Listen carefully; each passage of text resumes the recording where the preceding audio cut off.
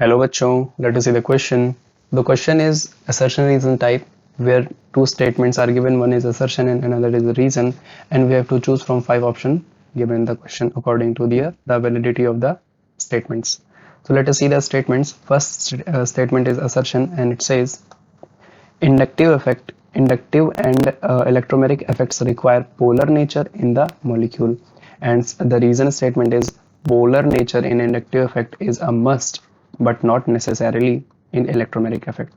तो आई जो है अब देखते हैं इन स्टेटमेंट्स की वैलिडिटी के बारे में। सबसे पहले हमसे कहा गया है इंडक्टिव इफेक्ट और इलेक्ट्रोमैग्नेटिक इफेक्ट्स के बारे में। ठीक है, तो इंडक्टिव इफेक्ट्स और इलेक्ट्रोमैग्नेटिक इफेक्ट्स की अगर हम बात करते हैं तो ये क्या होते हैं यहाँ पे देखें। अगर हम इंडक्टिव इफेक्ट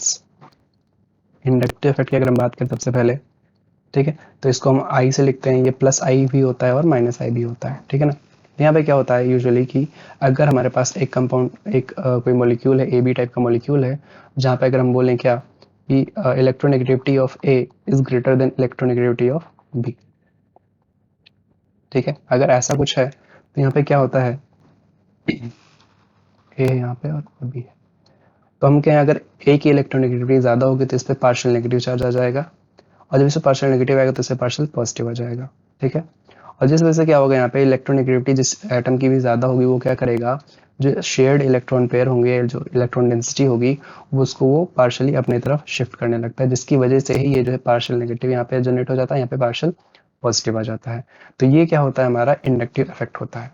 ठीक है, ये हमारा क्या होता है, इंडक्टिव इफेक्ट होता है। तो यहाँ पे हमने देखा कि जो इंडक्टिव इफेक्ट है उसके लिए क्या पोलर नेचर होना जरूरी है। तो हमने यहाँ पे क्या हुआ, हम यहाँ पे बोल सकते हैं कि polar nature is must in inductive effect. ठीक है, बट अगर मैं बात करूं इलेक्ट्रोमैग्नेटिक इफेक्ट की, अगर मैं बात करूं इलेक्ट्रोमैग्नेटिक इफेक्ट की बात करूं तो इसको हम रेजोनेंस इफेक्ट के नाम से भी जानते हैं या इसको मेसोमेरिक इफेक्ट के नाम से भी बोला जाता है। तो यहाँ पे अगर मैं देखूं, यहाँ पे जैसे अगर हमारे पास कुछ ऐसा है, जैसे कि यहाँ पे मैं ले लेता हूँ बेंजीन रिंग ले लेते हैं यहाँ पे। ठीक है ना, और यहाँ पे मैं कुछ ऐड कर देता हूँ लाइक CH2, और या फिर यहाँ पे डबल बॉन्ड ले लेता हूँ। ठीक है, ऐसा कुछ मैंने कंपाउंड यहाँ पे ले लिया है। तो यहाँ पे मैं अगर देखूँ तो यहाँ पे जो डबल बॉन्ड है वो इजिली यहाँ पे क्या कर सकता है, कॉन्जुगेट कर सकता है। यहाँ पे कोई चार्ज जो है होने की जरूरत नहीं है, वो तो जो है बाद में यहाँ पे पॉजिटिव चार्ज जनरेट हो जाएगा, यहाँ पे नेगेटिव जनरेट हो जाएगा, बट इस कॉन्जुगेशन के लिए यहाँ पे कोई भी चार्ज होना मस्ट नहीं है। तो यहाँ पे मैं क्या बोलूंगा कि polar nature is not necessary in electromagnetic effect. यानी कि हमने क्या देखा कि जो पोलर नेचर है वो इंडक्टिव इफेक्ट के लिए तो मस्ट है, इंडक्टिव इफेक्ट के लिए तो नेसेसरी है, बट इलेक्ट्रोमैग्नेटिक इफेक्ट में जो है ये नेसेसरी कंडीशन नहीं है।